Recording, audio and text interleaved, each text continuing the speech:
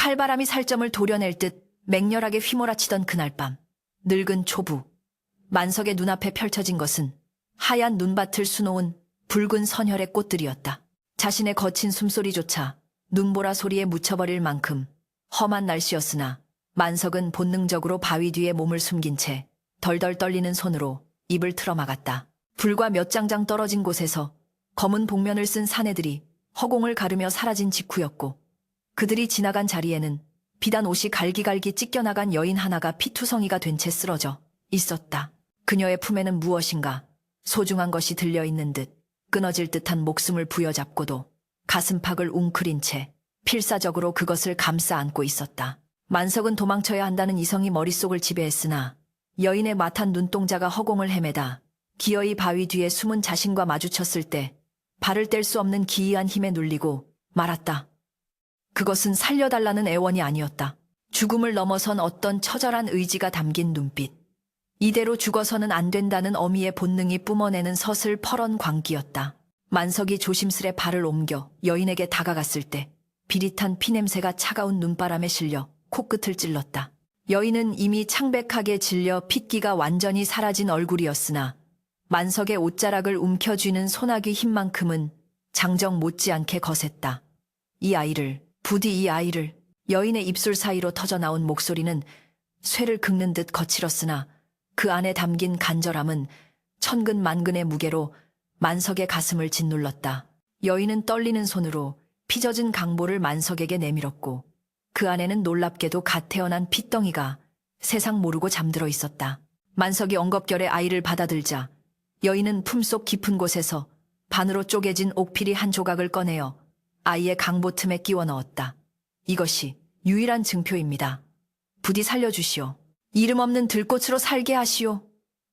여인의 말은 거기까지였다. 마지막 숨을 토해내며 고개가 툭 떨어지는 순간에도 그녀의 눈은 감기지 못한 채 아이가 있는 쪽을 향해 고정되어 있었다. 만석은 공포와 경외감에 휩싸여 여인의 눈을 감겨줄 생각조차 하지 못한 채 품에 안긴 아이의 온기를 느끼며 털썩 주저앉았다. 그때였다. 멀리서 다시금 말발굽 소리와 고함 소리가 들려오기 시작했다. 사라졌던 자객들이 핏자국을 다시 쫓아오고 있는 것이 분명했다. 만석은 퍼뜩 정신을 차리고 자신의 지게를 버려둔 채 아이를 품에 꼭 안고 산비탈을 구르듯 달리기 시작했다. 평생을 이 산에서 나무를 하며 살아온 그였지만 오늘처럼 산길이 낯설고 두렵게 느껴진 적은 없었다. 앙상한 나뭇가지들이 마치 귀신의 손톱처럼 만석의 옷자락을 잡아채려 했고 발목까지 빠지는 눈구덩이는 그를 집어삼킬 듯 입을 벌리고 있었다. 그러나 만석은 멈출 수 없었다. 품에 안긴 이 작은 생명이, 방금 죽은 여인이 목숨과 맞바꾼 고귀한 무엇이라는 생각에 심장이 터질 듯 요동쳤다. 그는 짐승처럼 네 발로 기어서 바위 틈을 지나고 가시덤불을 헤치며 자신의 은신처인 낡은 오두막을 향해 내달렸다. 등 뒤에서 들려오는 바람소리가 마치 억울하게 죽은 여인의 곡소리 같아 만석은 차마 뒤를 돌아볼 엄두조차 내지 못했다. 가까스로 오두막에 도착한 만석은 빗장을 단단히 걸어 잠그고 아궁이 구석진 곳에 아이를 내려놓았다. 밖에서는 여전히 눈보라가 미친 듯이 문풍지를 때리고 있었고 그 소리는 마치 자객들이 문을 부수려고 두드리는 소리처럼 들려 만석의 간담을 서늘하게 했다. 그는 젖은 장작에 불을 붙이며 거친 숨을 몰아쉬었다. 연기가 방 안에 자욱하게 퍼지자 그제야 긴장이 조금 풀리는 듯 했으나 아이가 갑자기 울음을 터뜨리는 바람에 만석은 다시금 쏘스라치게 놀라 아이의 입을 손으로 막아야 했다. 쉬타가야, 제발 조용히 하거라. 놈들이 듣는다. 놈들이 들으면 우리 둘 다 죽은 목숨이야. 만석의 투박하고 거친 손이 아이의 보드라운 뺨에 닿자 아이는 신기하게도 울음을 뚝 그치고 똘망똘망한 눈으로 만석을 올려다보았다. 그 눈빛은 눈보라 속에서 죽어가던 여인의 눈빛과 너무나도 닮아 있어서 만석은 가슴 한구석이 찌르르하게 아려오는 것을 느꼈다. 만석은 아이의 강보를 풀어 헤치고 여인이 마지막으로 남긴 반쪽짜리 옥피리를 꺼내 들었다. 호롱불 아래서 비춰본 옥피리는 예사 물건이 아니었다. 푸른 빛이 감도는 백옥에 정교하게 새겨진 용의 문양은 비록 반으로 잘려나갔음에도 불구하고 왕실의 기물임을 짐작해 하는 위엄이 서려 있었다. 평생 나무를 해서 입에 풀칠이나 하며 살아온 천한 신분의 만석이었지만 이 물건이 지닌 위험한 가치를 모를 리 없었다. 이것을 지니고 있다는 것만으로도 삼족이 멸할 대역죄에 휘말릴 수 있었다. 당장이라도 이 불길한 물건을 아궁이 불 속에 던져버리고 싶었으나 죽어가던 여인의 마지막 당부가 귓가에 쟁쟁하여 차마 그럴 수 없었다. 만석은 떨리는 손으로 옥피리를 낡은 헝겊에 겹겹이 싸서 방바닥 구들장 밑 깊숙한 곳에 숨겼다. 그리고는 맹세했다. 이 아이가 자라 제 발로 걸을 때까지, 아니 영원히 이 비밀을 무덤까지 가져가겠노라고. 밤이 깊어갈수록 추위는 더욱 매서워졌고 만석은 탱이불 하나로 아이와 자신을 감싼 채 뜬 눈으로 밤을 지새웠다. 바람 소리가 잦아들 때마다 그는 귀를 곤두세우며 바깥의 동태를 살폈다. 다행히 눈보라가 밤새 내린 덕분에 산속에 남겨진 핏자국과 만석의 발자국은 흔적도 없이 지워졌을 터였다. 하늘이 도운 것인지 아니면 죽은 여인의 원혼이 눈을 뿌려 그들을 감싸준 것인지 알 수 없었다. 만석은 품속에서 새근거리며 잠든 아이의 얼굴을 내려다보았다. 핏덩이 주제에 어찌나 의젓한지 배가 고플 법도 한데 보채지도 않고 잘도 잤다. 그 평온한 얼굴을 보고 있자니 만석의 마음속에 알 수 없는 연민과 책임감이 싹트기 시작했다. 자식 하나 없이 홀로 늙어가던 그에게 하늘이 내려준 마지막 선물일지도 모른다는 생각이 들었다. 그래, 내 놈 팔자나 내 팔자나 기구하기는 매한가지구나. 내 너를 거두마.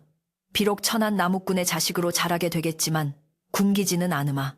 날이 밝자 만석은 서둘러 밖으로 나가 주변을 살폈다. 온 세상이 하얗게 뒤덮여 어젯밤의 참극은 마치 꿈이었던 것처럼 고요했다. 그러나 만석은 알았다. 이 고요함은 폭풍전야의 정막일 뿐이며 어딘가에서 피냄새를 맡은 늑대들이 이 아이를 찾기 위해 혈안이 되어 있을 것임을. 그는 서둘러 산 아래 마을로 내려가지 않기로 결심했다. 당분간은 세상과 단절된 채 이 깊은 산골 오두막에서 숨죽여 살아야 했다. 만석은 아이에게 줄 젖동량을 위해 산 너머 화전민촌을 찾아가기로 마음먹었다. 그곳은 관아의 손길이 잘 닿지 않는 곳이었고 사람들의 왕래가 드문 곳이었기에 비밀을 지키기에 안성맞춤이었다. 아이를 업은 만석의 등은 구부정했지만 그의 발걸음에는 전과는 다른 비장한 힘이 실려 있었다. 며칠 후 만석은 아이에게 연화라는 이름을 지어주었다. 눈 속에서 피어난 붉은 피가 마치 연꽃처럼 보였던 그날의 기억을 잊지 않기 위해서였고 또한 진흙탕 같은 세상 속에서도 맑고 고귀하게 자라주기를 바라는 마음에서였다. 연화는 무럭무럭 자랐다. 산짐승의 젖을 얻어먹고 거친 옥수수죽을 먹으며 자랐음에도 아이의 피부는 백옥처럼 희었고 눈동자는 밤하늘의 별처럼 총명하게 빛났다. 만석은 연화가 자랄수록 불안감을 감출 수 없었다. 아이의 외모에서 풍겨나오는 귀태는 아무리 누더기 옷을 입혀도 감춰지지 않았기 때문이다.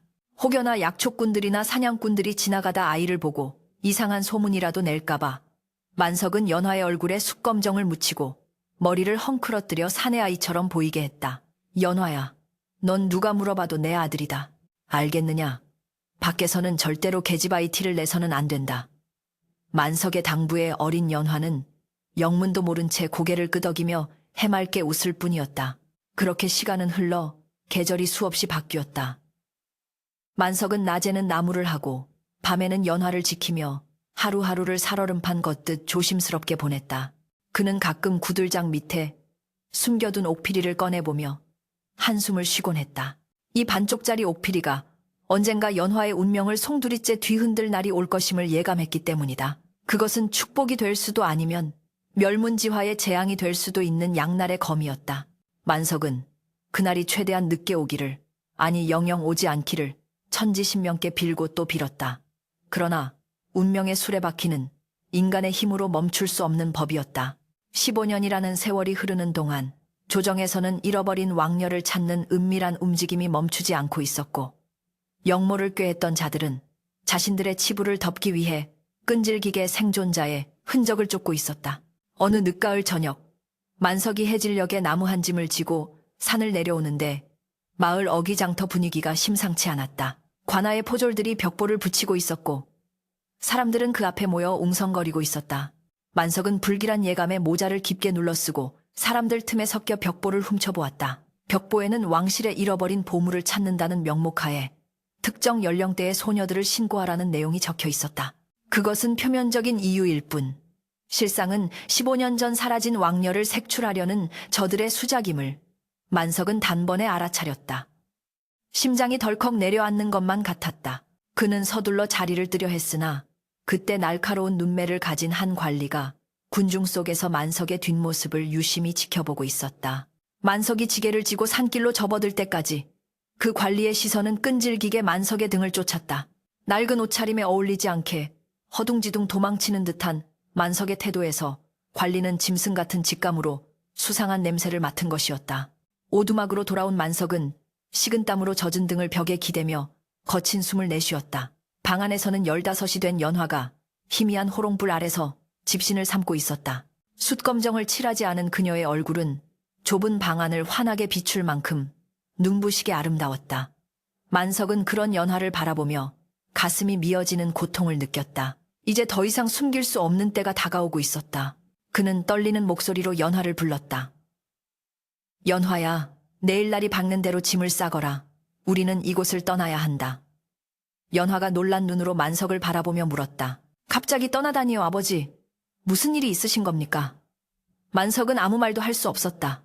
그저 굵은 눈물방울만이 주름진 볼을 타고 흘러내릴 뿐이었다. 15년 전 그 눈보라치던 밤, 핏빛 선혈 속에 맺어진 인연이 이제 거대한 폭풍이 되어 그들 부녀를 덮치려 하고 있었다. 세월은 유수와 같아 산천은 의구하되 인걸은 간대 없다는 옛말처럼 깊은 산골의 풍경은 15년 전이나 지금이나 변함없이 고요했다.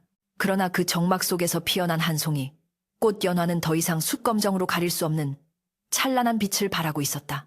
15이 된 연화는 산짐승의 가죽을 기워 만든 투박한 옷을 걸치고 있었으나 그 자태는 마치 진흙 속에서 피어난 청초한 연꽃과도 같았다. 칠흑 같은 머릿결은 동백기름 한 방울 바르지 않아도 윤기가 흘렀고 눈썹은 먼 산의 능선처럼 유려하게 뻗어 있었다. 무엇보다 사람들의 시선을 사로잡는 것은 그녀의 눈동자였다. 깊은 산속 옹달샘처럼 맑고 깊은 그 눈에는 세상을 꿰뚫어 보는 듯한 총기가 서려 있었다. 만석은 그런 연화를 볼 때마다 가슴 한 구석이 묵직하게 내려앉는 것을 느꼈다. 뼈 빠지게 나무를 해다가 장에 내다 팔아 겨우 입에 풀칠이나 시키는 주제에 감히 쳐다보기조차 송구스러운 귀한 분을 모시고 있다는 죄책감과 행여나 누가 이 아이의 진면목을 알아볼까 하는 두려움이 하루도 빠짐없이 그의 심장을 조여왔기 때문이다. 어느 늦은 봄날 따스한 햇살이 나뭇잎 사이로 부서져 내리는 오두막 마루에 앉아 연화는 흙바닥에 나뭇가지로 글자를 쓰고 있었다. 만석이 장터에서 주워온 찢어진 서책 조각을 보며 스스로 글을 익힌 것이었다. 천지현황, 텐디쉔웡이라. 하늘은 검고 땅은 누르다 하였으나 아비 제 눈에 비친 하늘은 이토록 푸르고 땅은 생명으로 가득 차 푸르른데 어찌 옛사람들은 검고 누르다 하였을까요? 연화의 물음에 만석은 집신을 삼던 손을 멈추고 멍하니 딸을 바라보았다. 먹물 한 방울 구경시켜준 적 없고 훈장 얼굴 한 번 보여준 적 없건만 아이는 스스로 물리를 트고 이치의 의문을 품고 있었다. 이것은 천한 피를 타고난 자에게서는 절대 나올 수 없는 기이한 총명함이었다. 만석은 짐짓 엄한 표정을 지으며 손을 휘저었다. 네 인연 계집아이가 글을 배워 무엇에 쓴다더냐. 관한 아리들이 알면 경을 칠 일이다. 어서 부엌에 가서 저녁 준비나 하거라. 만석의 호통에 연화는 빙긋이 웃으며 나뭇가지를 내려놓았다. 아버지의 투박한 잔소리 속에 숨겨진 깊은 불안과 사랑을 영특한 소녀는 이미 알고 있었던 것이다. 그 무렵 만석의 지병인 관절통이 악화되어 거동이 불편해지자 연화가 대신 장터에 나가 약재를 구해오겠다고 고집을 피웠다. 만석은 극구 말렸으나 병환으로 끙끙 앓는 아비를 두고 볼 수 없었던 연화의 효심을 꺾을 수는 없었다. 만석은 신신당부했다. 반드시 얼굴을 가리고 사람들과 눈을 마주치지 말거라. 필요한 물건만 사고 곧장 돌아와야 한다. 연화는 낡은 쓰개 치마를 깊게 눌러 쓰고 산을 내려갔다. 15년 만에 처음으로 밟는 세상 땅이었다. 장터는 시끌벅적한 활기로 가득 차 있었다. 상인들의 호객 소리, 흥정하는 소리, 짐승들의 울음소리가 뒤섞여 연화의 귀를 어지럽혔다. 그녀는 낯선 풍경에 대한 호기심을 억누르며 약재상으로 향했다. 약재상 앞은 사람들로 북적였다. 탐욕스럽게 생긴 약재상 주인이 촌노를 상대로 터무니없는 값을 부르며 윽박 지르고 있었다. 이 늙은이가 노망이 났나 녹용이 들어간 귀한 약을 고작 보리쌀 한 말에 달라고 썩 꺼지거라. 촌노는 병든 아내를 살려야 한다며 바짓가랑이를 붙잡고 애원하고 있었다. 그 모습을 지켜보던 연화의 눈썹이 꿈틀거렸다. 불의를 보면 참지 못하는 대쪽 같은 성정은 그녀의 핏줄 속에 잠재된 왕가의 기질이었다. 연화는 조용히 그러나 단호한 목소리로 나섰다. 주인 장과가 불급이라 하였습니다. 저 약재를 보니 녹용은 끄트머리만 살짝 섞였을 뿐 대부분이 값싼 갈근과 감초가 아닙니까? 어찌 폭리를 취하여 병든 자의 고혈을 짜내려 하십니까? 순간 장터의 소음이 뚝 멈춘 듯했다. 쓰개치마 사이로 들려오는 낭낭하고 기품 있는 목소리에 모두의 시선이 집중되었다. 약재상 주인은 얼굴이 불그락푸르락해져서 소리쳤다. 어디서 굴러먹던 계집이 감히 나라님도 모르는 장사 속을 논하느냐. 연화는 물러서지 않고 약재의 냄새를 맡고 색깔을 지적하며 조목조목 반박했다. 그녀의 논리정연한 언변에 구경꾼들이 수군거리기 시작했고 결국 기세에 눌린 주인은 헐값에 약을 내줄 수밖에 없었다. 촌로는 연신 고개를 숙이며 고마워했으나 연화는 서둘러 자리를 떴다. 사람들의 시선이 너무 많이 쏠렸음을 깨달았기 때문이었다. 하지만 이미 늦었다. 장터 한 구석 주막의 2층 난간에서 술잔을 기울이던 한 사내의 매서운 눈이 연화의 뒷모습을 끈질기게 쫓고 있었다. 그는 관아의 이방 최가였다. 그는 뱀처럼 교활하고 하이에나처럼 탐욕스러운 자로 최근 한양에서 내려온 비밀 지령을 받고 눈에 불을 켠 채 먹잇감을 찾고 있던 중이었다. 최가는 술잔을 탁 내려놓으며 중얼거렸다. 허름한 옷차림에 가려졌으나 저 목소리와 꼿꼿한 자태는 천출의 것이 아니다. 게다가 약재를 분별하는 안목이라니. 최가의 머릿속에 15년 전 사라진 왕녀를 찾는 벽보의 내용과 막대한 현상금이 스쳐 지나갔다. 그는 즉시 부하에게 눈짓을 보냈다.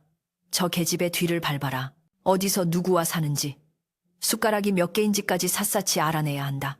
한편 멀리 한양도성, 웅장한 기와집들이 즐비한 북촌, 그 중에서도 가장 위세가 등등한 좌회정 박대감의 사랑채에는 무거운 침묵이 감돌고 있었다. 방 안에는 15년 전 왕비와 공주를 살해하라고 사주했던 영모의 주동자 박대감이 난초를 치고 있었다. 그의 붓끝은 망설임이 없었으나 획 하나하나에는 살기가 서려 있었다.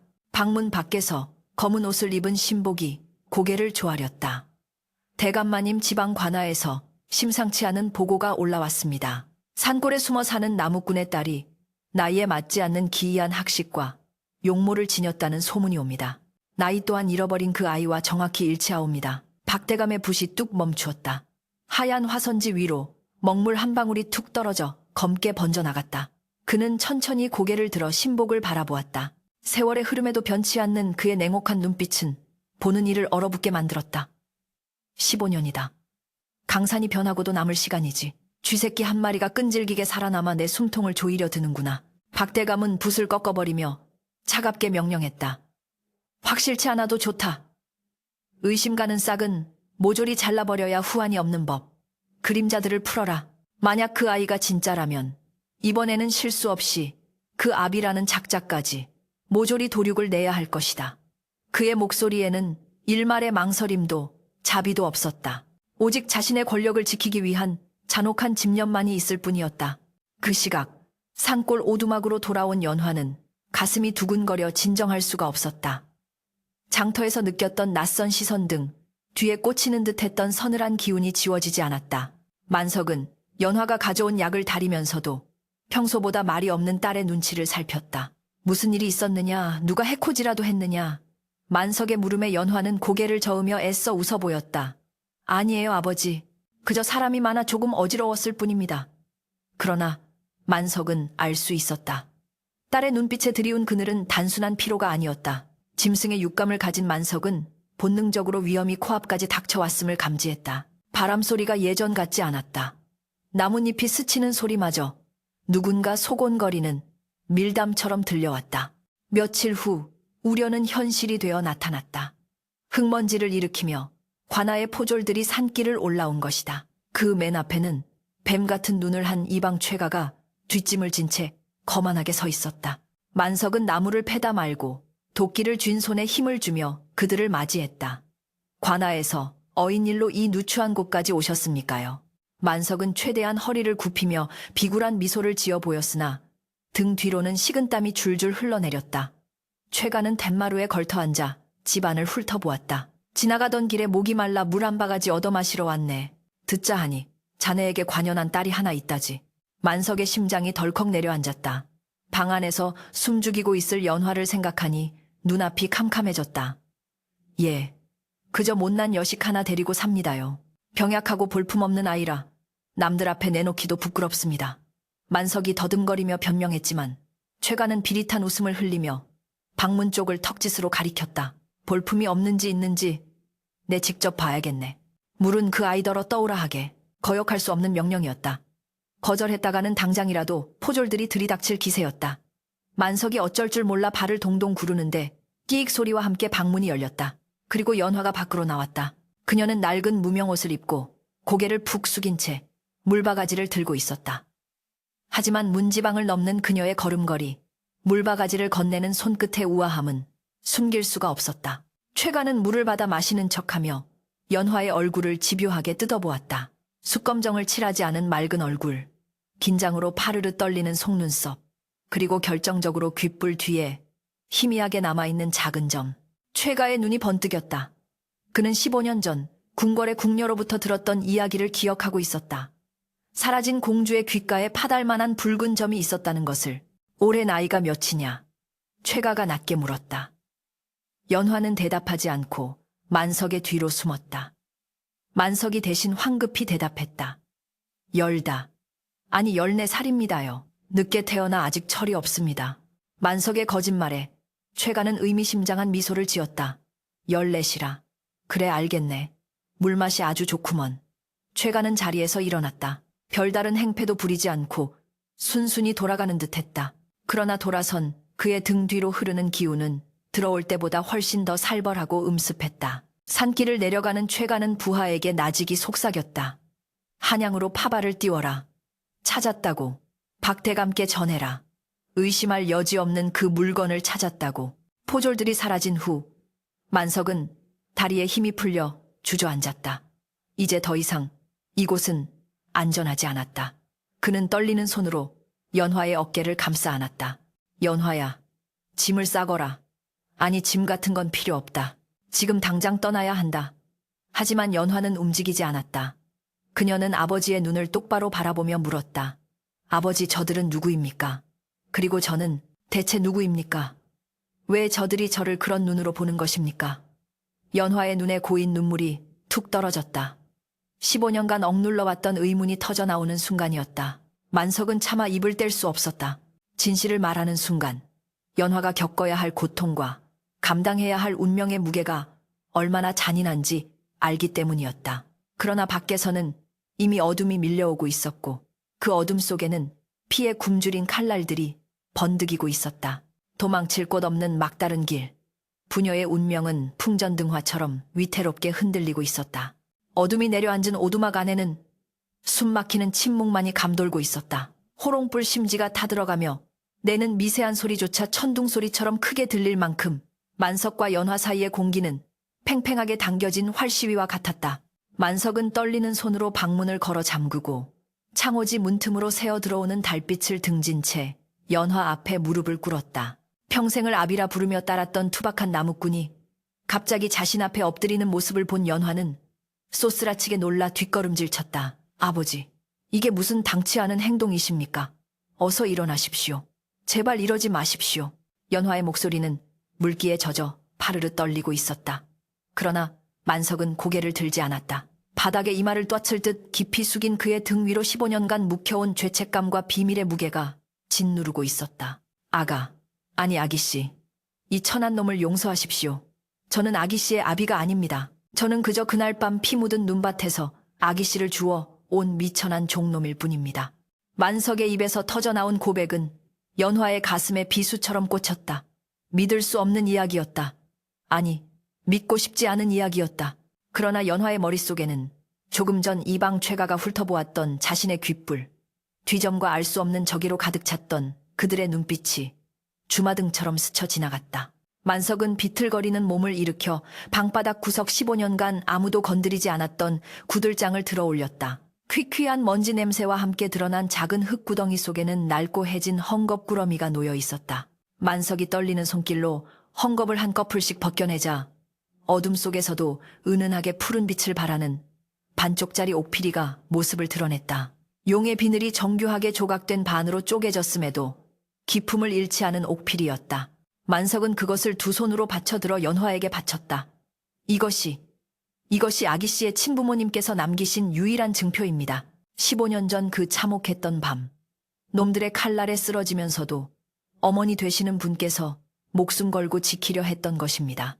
연화는 홀린 듯 옥피리를 받아들었다. 차가운 옥의 감촉이 손끝에 닿는 순간 기이하게도 전신에 뜨거운 전율이 흘렀다. 마치 잃어버렸던 기억의 파편이 맞춰지는 듯 가슴 깊은 곳에서 알 수 없는 슬픔과 분노가 소용돌이쳤다.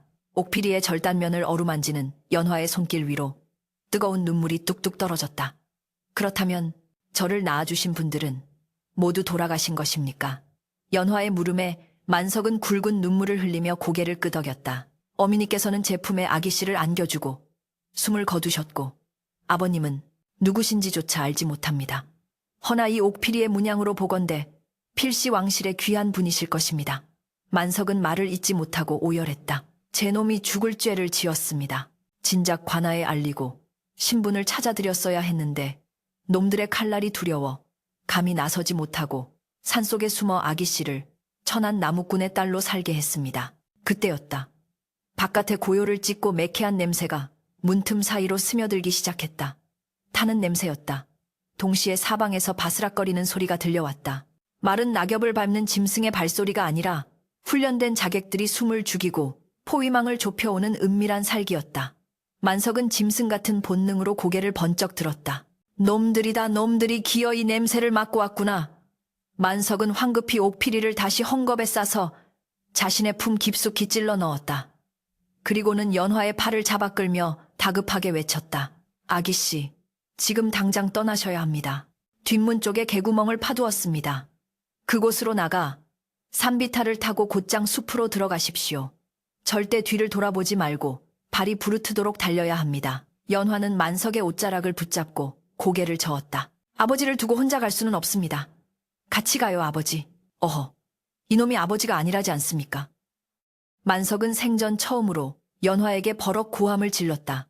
그러나 그 고함 소리에는 뼈를 깎는 아픔과 절절한 사랑이 담겨 있었다. 아기씨가 살아야 이놈도 살고 억울하게 돌아가신 어머니의 한도 풀 수 있습니다. 어서 가십시오. 제발. 만석은 연화의 등을 떠밀어 뒷문으로 내보냈다. 연화가 울먹이며 어둠 속으로 사라지는 것을 확인한 만석은 빗장을 다시 걸어 잠그고 방 한가운데 앉았다. 그는 연화가 입던 낡은 저고리 하나를 끌어안았다. 밖에서는 이미 횃불의 불빛이 창호지를 붉게 물들이고 있었다. 나와라, 안에 쥐새끼가 숨어있는 것을 다 안다. 밖에서 들려오는 목소리는 낮에 다녀갔던 이방 최가의 것이 아니었다.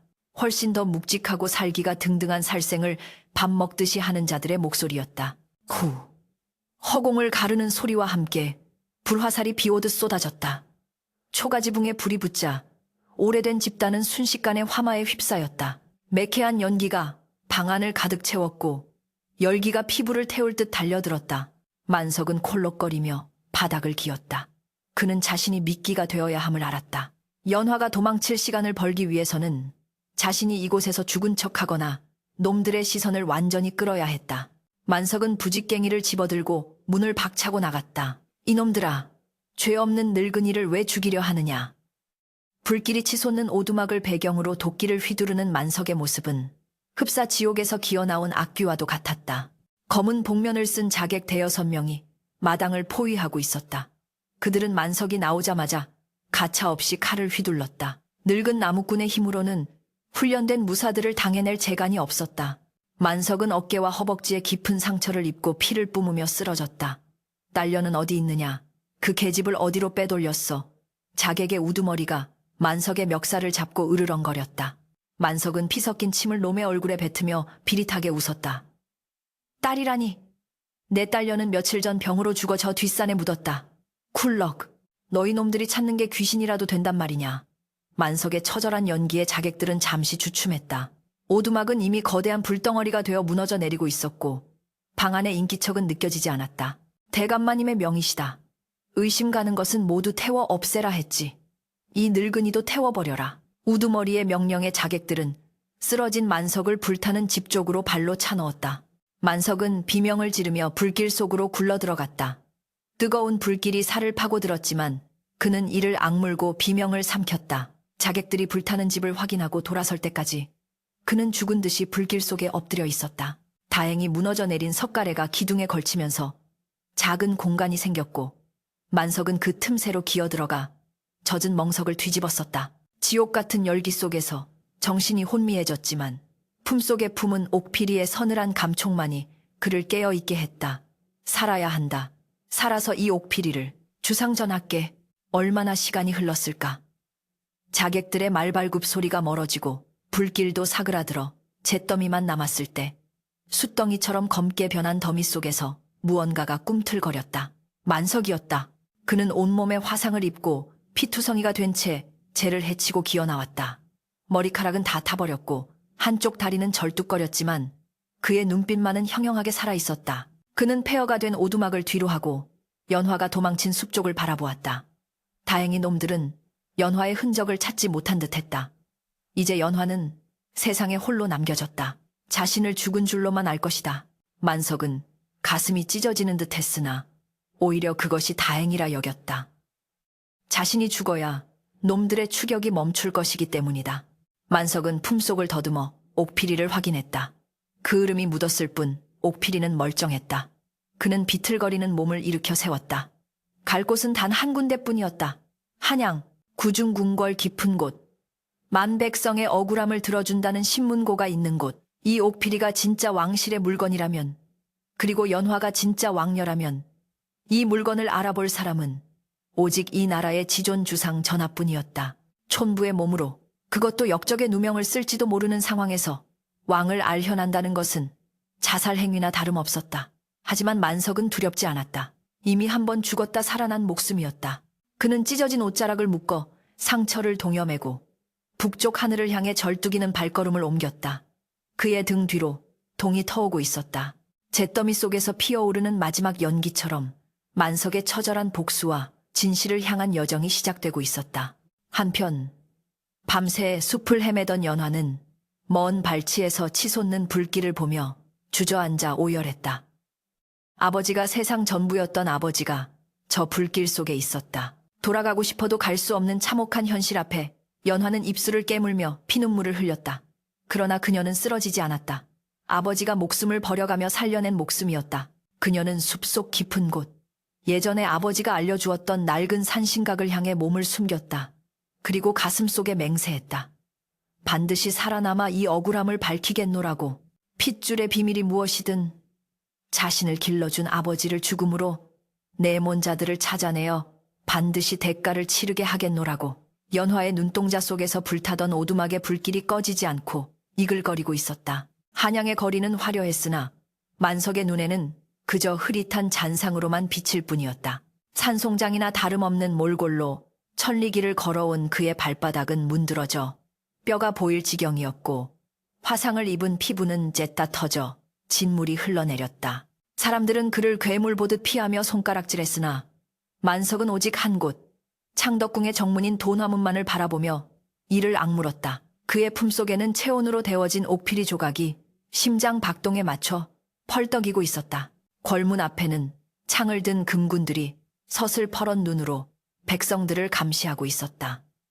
만석은 저 삼엄한 경비를 뚫고 들어갈 힘이 자신에게 남아있지 않음을 알았다. 유일한 방법은 목숨을 걸고 소란을 피워 주상의 이목을 끄는 것뿐이었다. 때마침 궐문이 열리며 화려한 가마 행렬이 쏟아져 나오고 있었다. 좌의정 박대감의 행차였다. 만석의 눈에 핏발이 섰다. 저자다. 내 딸과 아내, 그리고 연화의 친부모를 죽인 원수. 분노가 꺼져가던 생명의 불씨를 확 타오르게 했다. 역적 박무타는 들으라. 내 이놈 하늘이 무섭지 않느냐. 만석은 짐승 같은 포효를 내지르며 행렬 앞으로 뛰어들었다. 갑작스러운 괴한의 난입에 가막군들이 주춤거렸고 호위무사들이 즉각 칼을 뽑아들었다. 만석은 놈들의 칼날이 자신의 살을 스치는 것도 아랑곳하지 않고 품속에서 옥피리를 꺼내 높이 쳐들었다. 이 증표가 무엇인지 내 놈은 알 것이다. 주상 전하를 뵙게 해라. 내 전하께 고할 말이 있다. 옥피리가 햇빛을 받아 영롱한 푸른 빛을 뿜어내자 가마에 주렴을 걷고 밖을 내다보던 박대감의 동공이 지진이라도 난 듯 흔들렸다. 15년 전 자신이 그토록 찾아 없애려 했던 그 물건이었다. 박대감은 사색이 되어 소리쳤다. 저 미치광이를 당장 베어라. 단칼에 목을 쳐라. 무사들의 칼이 만석의 목을 노리고 날아드는 찰나 궐 쪽에서 우렁찬 나팔 소리와 함께 주상전하 납시오 하는 외침이 울려 퍼졌다. 왕의 어가 행렬이 궐 밖으로 나오려던 참이었다. 박대감은 당황하여 무사들에게 눈짓으로 빨리 처리하라고 재촉했으나 이미 소란은 왕의 귀에까지 들어가고 말았다. 무슨 소란이냐. 황금색 골룡포를 입은 주상이 가마에서 내려 위험 있는 목소리로 물었다. 박대감이 황급히 달려와 엎드렸다. 전하 미치광이 거지 하나가 행패를 부려 쫓아내는 중이옵니다. 심려치 마시옵소서. 그러나 주상의 눈길은 피투성이가 된 채 바닥에 깔려있는 늙은 노인과 그가 필사적으로 손에 쥐고 있는 반짝이는 물건에 꽂혔다. 기이한 끌림이었다. 주상은 호위무사들을 물리치고 만석에게 다가갔다. 그 손에 든 것이 무엇이냐. 주상의 물음에 만석은 피 섞인 침을 삼키며 떨리는 손으로 옥피리를 바쳤다. 전하, 이것은 15년 전 잃어버리신 공주마마의. 만석의 목소리는 끊어질 듯 위태로웠다. 주상이 내관을 시켜 옥피리를 받아들었다. 그 순간 주상의 얼굴이 백지장처럼 하얗게 질렸다. 손이 부들부들 떨리기 시작했다. 그것은 자신이 15년간 품속에 지니고 다니며 밤마다 어루만지며 눈물 흘렸던 나머지 반쪽 옥피리와 짝을 이루는 것이었다. 주상은 떨리는 손으로 품에서 자신의 옥피리 조각을 꺼냈다. 두 조각을 맞대자 딸깍하는 맑은 소리와 함께 끊어졌던 용의 문양이 완벽하게 하나로 이어졌다. 그것은 단순한 물건의 결합이 아니었다. 단절되었던 천륜이 찢겨나갔던 역사가 다시 이어지는 소리였다. 이것이 어찌 내 놈의 손에. 주상은 격정을 이기지 못하고 비틀거렸다. 박대감은 이 상황을 뒤집기 위해 악글 썼다. 전하, 저놈은 사기꾼입니다. 어디서 훔친 물건으로 전하를 현혹하려 하는 것입니다. 저놈을 당장 하옥시켜야. 그때였다. 구경꾼들 틈을 헤치고 한 여인이 뛰쳐나왔다. 며칠 전부터 궐 앞에서 아버지를 찾는 미친 노인이 있다는 소문을 듣고 한 걸음에 달려온 연화였다. 그녀는 피투성이가 된 만석을 보자마자 비명을 지르며 달려가 그를 끌어안았다. 아버지 살아계셨군요. 연화의 등장에 주위가 술렁거렸다. 남루한 옷차림이었으나 흐트러진 머리카락 사이로 드러난 그녀의 얼굴은 죽은 왕비의 젊은 시절과 소름 끼칠 정도로 닮아 있었다. 박대감은 연화를 보자마자 뒷걸음질 쳤다. 귀신을 본 듯한 공포가 그의 얼굴을 뒤덮었다. 주상은 멍하니 연화를 바라보았다. 피는 물보다 진하다 했던가. 주상은 본능적으로 알 수 있었다. 저 아이가 내 핏줄임을. 연화는 만석을 안고 오열하다가 고개를 들어 주상을 그리고 박대감을 노려보았다. 그 눈빛은 서슬퍼런 칼날 같았다. 이분이 제 아버지입니다. 15년 전 눈보라치던 밤에 피 묻은 강보에 쌓인 저를 구해주신 생명의 은인입니다. 저 악독한 자들이 우리 집을 불태우고 아버지를 죽이려 했습니다. 연화가 손가락으로 박대감을 가리키며 외쳤다. 그녀의 목소리는 쩌렁쩌렁하게 울려 퍼져 모여든 백성들의 가슴을 때렸다. 주상은 천천히 박대감에게 시선을 돌렸다. 그 눈에는 더 이상 자비나 망설임이 없었다. 오직 차가운 분노만이 이글거리고 있었다. 좌애정 네가 대답해보라. 15년 전 역병으로 죽었다던 내 딸이 어찌하여 저기 살아있으며 잃어버린 옥피리가 어찌하여 저 노인의 손에서 나왔는가. 박대감은 넙죽 엎드려 변명하려 했으나 입술만 달싹거릴 뿐 말이 나오지 않았다. 완벽하게 맞춰진 옥피리와 왕비를 빼다 박은 연화의 존재는 그 어떤 말로도 부정할 수 없는 움직이는 증거였다. 주상은 서늘한 목소리로 명했다. 의금부 도사는 들으라. 역적 박무타와 그 일당을 당장 포박하여 하옥시켜라. 내 친히 국문하여 그 죄상을 낱낱이 밝히고 삼족을 멸하여 그 씨를 말릴 것이다.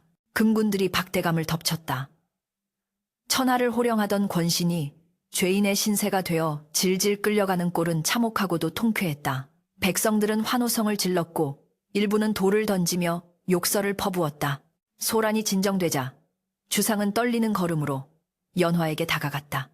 가까이서 본 그녀의 귓불 뒤에는 붉은 점이 선명하게 박혀 있었다. 주상은 왈칵 눈물을 쏟으며 연화의 손을 잡았다. 미안하구나. 못난 아비를 용서해다오. 내 너를 지키지 못해 이토록 모진 고생을 시켰구나. 왕의 눈물에 연화도 만석도 지켜보던 백성들도 모두 눈시울을 붉혔다. 연화는 주상의 손을 잡으면서도 바닥에 쓰러져 있는 만석의 손을 놓지 않았다. 주상은 급히 어이를 불렀다. 여봐라. 어이는 당장 이분을 모셔라. 이분은 공주의 생명의 은인이자 과인에게도 둘도 없는 은인이다. 털끝 하나라도 다치지 않게 극진히 치료하라. 만석은 가물거리는 의식 속에서 연화가 비단 옷을 입은 왕의 손을 잡고 있는 모습을 보았다. 흐릿한 시야 속에서도 연화의 모습은 그 어느 때보다 빛나 보였다. 이제 되었다. 아기씨가 제자리를 찾으셨구나. 만석은 안도감과 함께 깊은 어둠 속으로 빠져들었다. 그의 입가에는 고통 속에서도 옅은 미소가 번지고 있었다.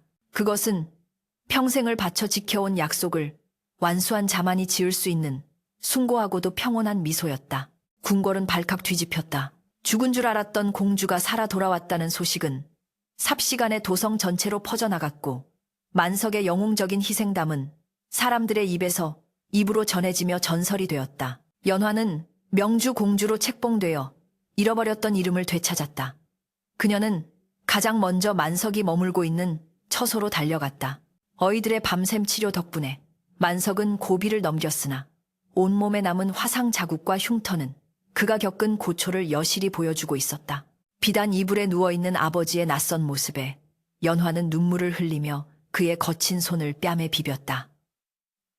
아버지, 일어나세요. 이제 좋은 옷 입고 맛있는 것 드시며 편히 사셔야지요. 제가 다 해드릴 거예요. 며칠 후 의식을 찾은 만석은 눈을 뜨자마자 화려한 천장을 보고 자신이 죽어 천국에 왔다고 생각했다. 그러나 곁에서 쪽잠을 자고 있던 연화가 부스스 일어나 아버지하고 부르는 소리에 현실임을 깨달았다. 공주의 의복을 갖춰 입은 연화는 눈이 부시게 아름다웠다. 만석은 황급히 몸을 일으키려 했으나 연화가 그를 제지했다. 누워 계세요. 아직 회복하지 못하셨습니다. 만석은 어색한 듯 눈을 내리깔았다. 아기씨, 아니 공주마마, 이 천한 놈이 감히 마마의 곁에 있어도 되는 것인지. 연화는 정색하며 만석의 손을 꽉 잡았다. 그게 무슨 말씀이세요? 아버지는 제 영원한 아버지입니다. 궐에서 저와 함께 사셔야 합니다. 그러나 만석의 표정은 밝지만은 않았다. 그는 창문 너머로 보이는 자신이 평생을 살아온 저 멀리 북쪽의 산봉우리를 바라보았다. 화려한 궁궐 산의 진미, 비단옷. 이것들은 그의 것이 아니었다. 그는 흙냄새, 나무냄새, 그리고 자유로운 바람소리가 그리웠다. 무엇보다 이제 고귀한 신분이 된 연화에게 자신 같은 늙고 병든 천한 나무꾼 아비는 짐이 될 뿐이라는 생각이 그의 가슴을 짓눌렀다. 낳은 정 못지않게 기른 정이 깊다. 하나 신분의 벽은 엄연히 존재했다. 만석은 마음속으로 조용히 이별을 준비하기 시작했다. 모든 것이 제자리를 찾았으나 오직 자신만이 이 화려한 그림 속에서 어울리지 않는 얼룩처럼 느껴졌기 때문이었다. 구중궁궐의 아침은 화려했다. 처마 끝에 달린 풍경이 바람에 흔들리며 청아한 소리를 냈고 수라간에서 올라오는 산의 진미의 향기가 궐 안을 가득 메웠다. 그러나 비단 금침 위에서 눈을 뜬 만석에게 이 모든 호사는 가시방석과도 같았다. 그는 자신의 거친 손을 내려다보았다. 평생 도끼자루와 흙을 만지며 살아온 투박한 손은 매끄러운 비단 이불과 전혀 어울리지 않았다. 궁녀들이 가져온 새순물에 얼굴을 씻고 내관들이 입혀주는 비단 옷을 걸치면서도 만석은 마치 남의 옷을 훔쳐 입은 도둑처럼 마음이 편치 않았다. 공주가 된 연화, 아니 명주공주는 매일 아침 문안 인사를 오며 만석의 손을 잡고 놓지 않으려 했다. 아버지 간밤에는 평안하셨는지요? 어디 불편한 곳은 없으신지요? 그녀의 효심은 지극했으나 만석은 그녀가 자신을 부를 때마다 주위 궁녀들과 내관들이 힐끔거리는 시선을 견디기가 힘들었다. 천한 나무꾼을 아버지라 부르는 공주. 그것은 공주의 위엄에 흠집을 내는 일이었다. 어느 날 밤 만석은 주상 전하를 아련하기를 청했다. 은은한 촛불이 밝혀진 편전에서 주상은 만석을 따뜻하게 맞이했다. 그래, 궐 생활이 좀 익숙해졌는가? 필요한 것이 있다면 무엇이든 말해보게. 주상의 물음에 만석은 바닥에 엎드려 큰 절을 올렸다. 전하성은 이 망극하옵니다. 하오나 소인 이제 그만 물러가려 하옵니다. 주상이 놀란 눈으로 물었다. 물러가다니 어디로 간단 말이냐? 이곳이 이제 네 집이거늘. 만석은 고개를 들지 않은 채 담담히 아뢰었다. 전하 산 짐승은 숲에서 살아야 하고 물고기는 물에서 살아야 하는 법입니다. 소인은 평생을 흙냄새 맡으며 살아온 천한 나무꾼입니다. 비단 옷은 제게 맞지 않는 허물과 같고 기름진 음식은 목에 걸려 넘어가지 않습니다. 무엇보다 제가 이곳에 계속 머무는 것은 공주 마마의 앞길에 누가 될 뿐입니다. 주상은 한동안 말이 없었다. 만석의 깊은 뜻을 헤아린 것이다. 공주가 너를 많이 그리워할 것이다. 주상의 목소리에는 안타까움이 묻어났다. 만석은 씁쓸하게 미소 지었다. 몸이 멀어진다고 마음까지 멀어지겠습니까? 공주마마께서는 이미 제 가슴 속에 영원히 피지 않는 꽃으로 심어졌습니다. 부디 저를 놓아주십시오. 그것이 저와 공주마마 모두를 위한 길입니다. 주상은 긴 한숨을 내쉬며 고개를 끄덕였다. 내 뜻이 정 그러하다면 굳이 잡지 않겠다. 허나 이것만은 받아라. 주상은 내관에게 명하여 하사품을 내렸다. 그것은 금은보화가 아니라 튼튼한 박달나무 지팡이와 전국 어디서나 택감을 구할 수 있는 마패였다. 만석에게 가장 필요한 물건을 세심하게 배려한 것이었다. 이별의 날 연화는 대성통곡하며 만석의 옷자락을 붙잡았다. 아버지, 가지 마세요. 저를 두고 어디로 가신단 말입니까? 눈물로 얼룩진 공주의 얼굴을 보며 만석의 가슴도 미어지는 듯했다. 그러나 그는 애써 단호한 표정을 지으며 연화의 손을 떼어냈다. 마마 울지 마십시오. 마마는 이제 이 나라의 국모가 되실 귀한 몸입니다. 눈물은 거두시고 당당하게 앞을 보십시오. 저는 제자리로 돌아가는 것뿐입니다. 만석은 연화의 머리를 마지막으로 한번 쓰다듬어 주고 싶었으나 차마 손을 뻗지 못하고 깊은 절을 올렸다. 부디 강건하시옵소서. 그리고는 뒤도 돌아보지 않고 궐문을 나섰다. 뚝뚝 떨어지는 눈물이 흙바닥을 적셨지만 그의 발걸음은 멈추지 않았다. 등 뒤에서 아버지하고 부르는 연화의 절규가 들려왔지만 만석은 귀를 막고 걸음을 재촉했다. 만석이 돌아온 곳은 예전의 그 산골이었다. 불타버린 오두막터에는 잡초만 무성했지만 만석에게는 그 어떤 곳보다 아늑한 고향이었다. 그는 마을 사람들의 도움을 받아 작은 토굴집을 지었다. 다시 지게를 지고 산을 오르며 나무를 했고 저녁이면 아궁이에 불을 지피고 소박한 밥상을 차렸다. 몸은 고되었지만 마음만은 깃털처럼 가벼웠다. 때때로 산길을 지나가는 바람 소리에 연화의 목소리가 실려오는 듯하여 하던 일을 멈추고 먼 하늘을 바라보곤 했다. 계절이 바뀌고 세월이 흘러 만석의 머리에는 하얀 서리가 내려앉았고 허리는 더욱 굽었다. 도성에서 들려오는 소문에 의하면 명주 공주는 백성들을 굽어 살피는 어진 성품으로 칭송이 자자하다고 했다. 흉년이 들면 자신의 곳간을 열어 구휼하고 억울한 일을 당한 백성이 있으면 직접 나서서 해결해 준다는 것이었다. 만석은 그 소식을 들을 때마다 주름진 얼굴에 환한 미소를 지으며 고개를 끄덕였다. 그럼 누구 딸인데? 암 그렇고 말고 다시 겨울이 찾아왔다. 15년 전 그날처럼 온 세상이 하얀 눈으로 뒤덮인 날이었다. 만석은 노쇠하여 이제 더 이상 산을 오르기도 힘들었다. 그는 따뜻한 아랫목에 누워 가물거리는 눈으로 천장을 바라보고 있었다. 이제 갈 때가 되었구나. 죽음이 멀지 않았음을 직감하고 있을 때였다. 밖에서 뽀드득 뽀드득 눈 밟는 소리가 들려왔다. 산짐승인가 싶어 귀를 기울이는데 문 밖에서 조심스러운 기척이 느껴졌다. 계십니까? 아버지. 꿈인가 싶었다. 그리움이 만들어낸 환청이라 생각했다. 그러나 낡은 문이 열리고 찬바람과 함께 들어온 사람은 눈송이처럼 하얀 쓰개 치마를 쓴 연화였다. 아기씨. 만석이 믿기지 않는 듯 쉰 목소리로 불렀다. 연화는 화려한 비단옷 대신 수수한 무명 저고리를 입고 있었다. 그녀는 방 안으로 들어서자마자 만석에게 달려와 와락 안겼다. 아버지 저 왔어요. 연화가 왔습니다. 차가운 바깥바람을 맞고 온 연화의 몸에서 나는 냉기마저 만석에게는 따뜻하게 느껴졌다. 만석은 떨리는 손을 들어 연화의 얼굴을 만져보았다. 이 험한 산길을 어찌 오셨습니까? 귀한 몸이 상하면 어쩌려고. 연화는 눈물을 흘리며 고개를 저었다. 아버지가 보고 싶어 견딜 수가 없었습니다. 궁궐의 진수성찬도 아버지와 함께 먹던 옥수수죽보다 맛이 없더이다. 연화는 직접 소매를 걷어붙이고 부엌으로 나갔다. 그녀는 챙겨온 쌀과 고기로 밥을 짓고 국을 끓였다. 아궁이에 불을 떼며 매운 연기에 눈물을 흘리면서도 그녀의 얼굴에는 행복한 미소가 감돌았다. 잠시 후 김이 모락모락 나는 따뜻한 밥상이 만석 앞에 차려졌다. 아버지 드세요. 제가 지은 밥입니다. 만석은 힘겹게 몸을 일으켜 숟가락을 들었다. 목이 메어 밥이 잘 넘어가지 않았지만 그는 생전 처음 받아보는 딸의 밥상을 눈물과 함께 씹어 삼켰다. 맛있구나. 정말 맛있어. 세상 그 어떤 음식보다 맛이 좋아. 식사를 마친 후 연화는 만석의 무릎에 머리를 기대고 누웠다. 어린 시절 그랬던 것처럼 만석은 거칠고 투박한 손으로 연화의 머리카락을 부드럽게 쓰다듬었다. 창밖에는 한방 눈이 소리 없이 내리고 방 안에는 따뜻한 온기가 감돌았다. 아버지 그거 아세요? 낳아준 정보다 기른 정이 더 깊다는 말이요. 제게 아버지는 단 한 분뿐입니다. 피 한 방울 섞이지 않았어도 아버지는 저를 살리셨고 저를 사람으로 만들어주셨습니다. 연화의 고백에 만석의 눈에서 굵은 눈물이 주르륵 흘러내려 연화의 뺨 위로 떨어졌다.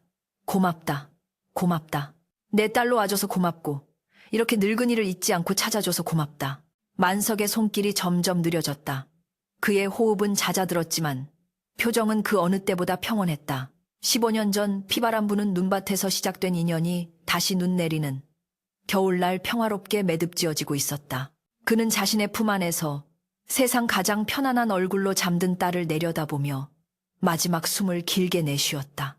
그의 영혼은 육신의 고단함을 벗어던지고 창밖의 눈송이가 되어 하늘로 날아올랐다. 연화는 아버지의 손이 멈춘 것을 느꼈지만 울지 않았다. 그저 만석의 손을 자신의 양손으로 꼭 감싸 쥐고 그 온기를 가슴 깊이 새겼다. 슬픔보다는 깊은 감사와 사랑이 방 안을 가득 채웠다. 그녀는 알고 있었다. 아버지는 떠난 것이 아니라 저 산의 나무가 되고 흙이 되어 영원히 자신을 지켜줄 것임을. 훗날 사람들은 이 산골 오두막을 효심가라 불렀고 나무꾼과 왕녀의 이야기는 전설이 되어 오고 가는 이들의 마음을 울렸다. 핏줄이라는 허울보다 더 진하고 붉은 것은 서로를 위하는 진심 어린 마음이라는 교훈을 남긴 채 눈은 밤새 내렸고 아침이 밝아오자 하얀 눈 위에 새로운 발자국이 찍혔다. 다시 세상으로 나아가는, 그러나 이제는 혼자가 아닌 연화의 당당한 발걸음이었다.